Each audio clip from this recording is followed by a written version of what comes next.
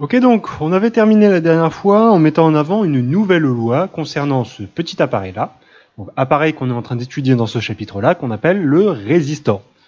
Dans le schéma électrique, je répète, c'est un rectangle, c'est à peu près la forme globale de la bestiole. Là, vous en avez 1, 2, 3, 4, vous avez 5 résistors différents. D'accord ?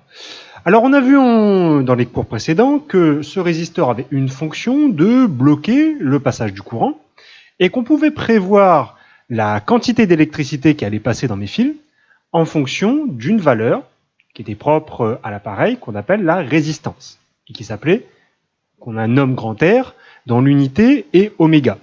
Ça avait conduit la dernière fois à une relation mathématique très célèbre qu'on appelle la loi d'Ohm.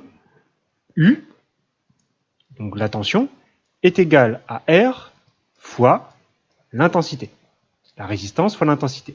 Avec U qu'on exprime en volts, I qu'on exprime en ampères, et la résistance qu'on exprime avec la lettre grecque oméga ohm.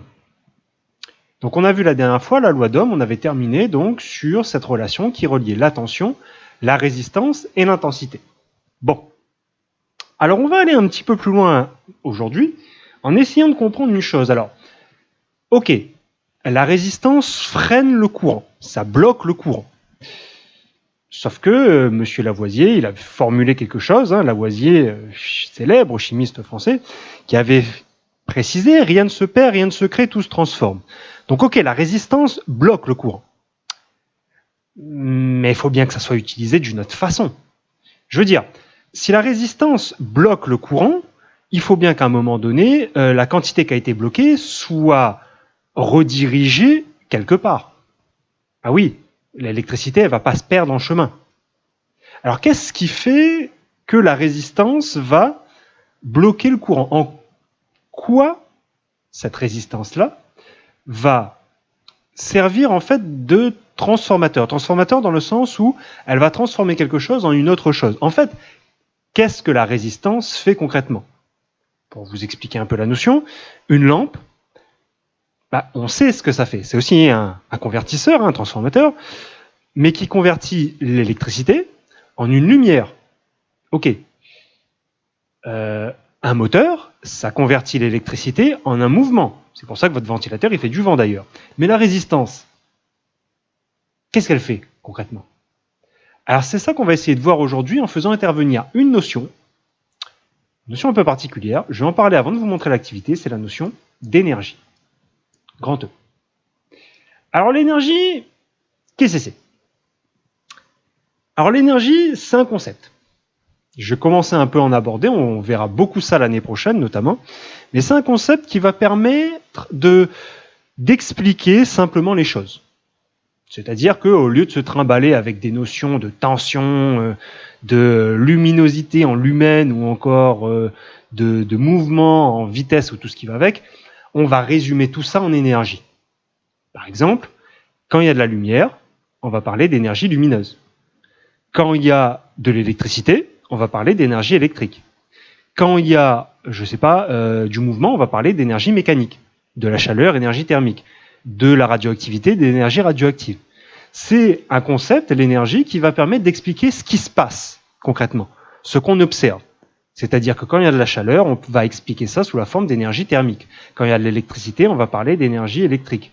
Quand il y a de la lumière, on va parler d'énergie lumineuse. C'est ce qui se dégage et ce qui va permettre plus facilement d'étudier les phénomènes et même de les quantifier de façon exacte, avec justement cette notion de conservation.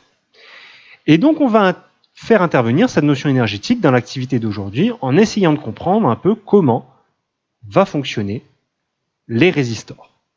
D'accord? Donc activité du jour, à mettre dans le cahier. Donc c'est la page 333, de toute façon je remettrai dans la description du livre, où on a fait une petite expérience. On a pris un générateur qu'on a branché à un résistor. Le résistor, il est là. On n'a pas fait un truc trop hyper compliqué. Par contre, ce qu'on a fait, c'est qu'on l'a plongé dans l'eau. Et on va mesurer la température de l'eau. Pourquoi? Vous allez rapidement comprendre pourquoi. En fait, Depuis le début du chapitre, je parle de résistor comme si c'était quelque chose d'hyper compliqué. Il fallait faire électricité sup pour pouvoir comprendre. Non, non, non. Des résistances, vous en utilisez très très souvent. Et vous l'utilisez beaucoup plus souvent que vous ne le pensez.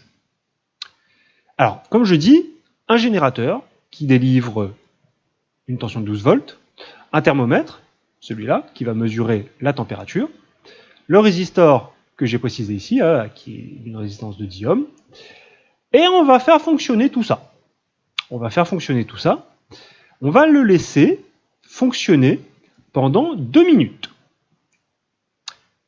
Alors globalement, cette expérience que j'ai fait là, c'est une expérience qui a été faite par le monsieur qui est là. Alors le monsieur qui a imposé son swag bien avant le fameux chanteur, le physicien James Prescott Joule. Et non pas Joule. J'en vois deux qui sont en train de se marrer dans le fond. Non. L'expérience qui a été menée ici, c'est la première expérience qui a été menée par James Joule et qui va permettre de mettre en évidence le fonctionnement du résistor en faisant intervenir justement ces notions énergétiques. D'accord ? Alors comme d'habitude, si vous êtes à l'aise, vous pouvez mettre la vidéo sur pause et attaquer les questions 1, 2, 3, 4, 5. C'est des questions assez classiques, entre 8 et 10 minutes pour pouvoir le faire assez efficacement. 8 minutes, normalement, c'est largement suffisant pour exploiter correctement l'expérience qui est faite là. Pour les autres, comme d'habitude, vous allez trouver dans la description le timecode si vous voulez avoir une explication d'une question bien précise. Ok ? Sur ce, on démarre avec la question 1, les fameuses questions d'évolution. Comment évolue la température de l'eau lorsqu'un courant parcourt le résistor ? Déjà, je le dis, je le répète, comment évolue ? Est-ce que ça augmente ? Est-ce que ça diminue ? Est-ce que ça reste constante ? J'espère, le nombre de fois qu'on l'a fait, j'espère maintenant que c'est rentré dans votre tête. Comment évolue une grandeur ? Est-ce que ça augmente ? Est-ce que ça diminue ? Est-ce que ça reste constant ? Donc, comment évolue la température lorsqu'un courant parcourt le résistor ? Lorsque ça fonctionne. Donc, à vous de me dire, à partir de l'expérience qui est là, comment évolue la température en utilisant forcément un des mots que j'ai dit. D'accord ? Donc, quand c'est allumé, qu'est-ce qu'on peut dire de la température ? Ok ? Je passe relativement vite, c'est pas le truc le plus compliqué. Question 2. Alors on va parler d'énergie. Quelle forme d'énergie le résistor reçoit-il quand il est alimenté par le générateur ? Et en quelle forme d'énergie la convertit-il ? Alors comme j'ai dit, je répète, la notion d'énergie, c'est une notion pour expliquer les phénomènes, pour expliquer concrètement ce qui se passe.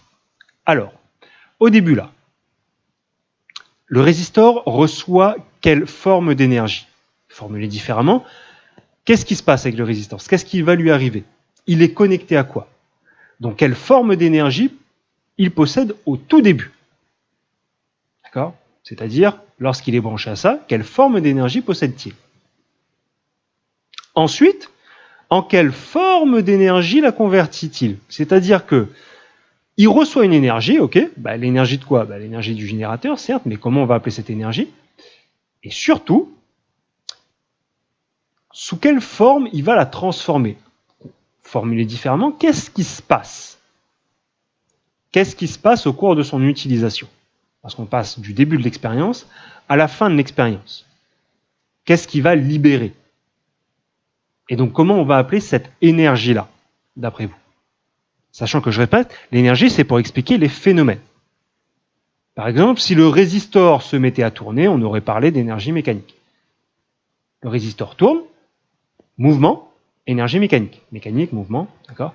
Mais là, concrètement, dans cette expérience, qu'est-ce qui se passe ? Donc, sous quelle forme d'énergie il va libérer au cours de son fonctionnement ?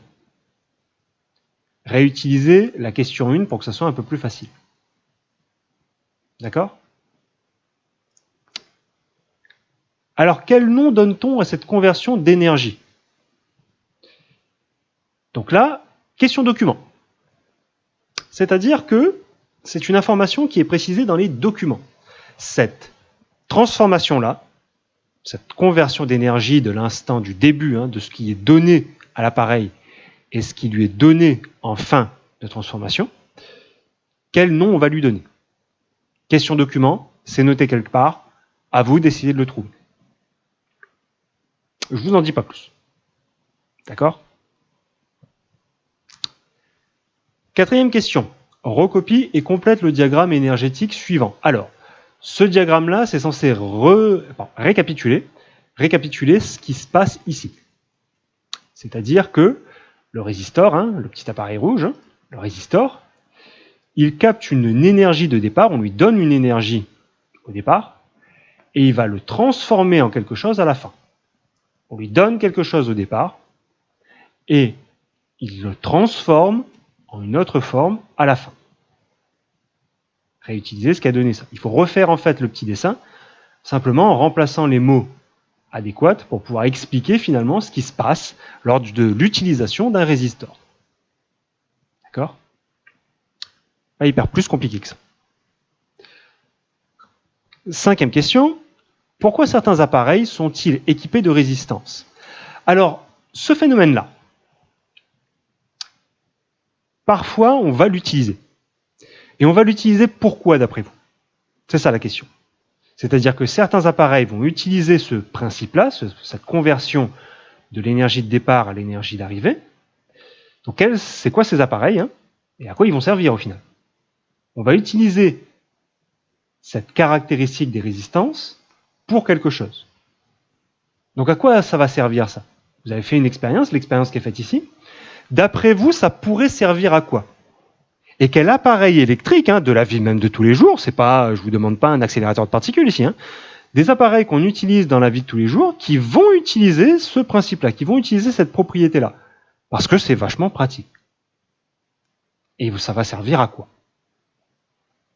D'accord ? Bon, je vous laisse un peu mâcher tout ça, et on se retrouve dans la vidéo correction. À tout de suite.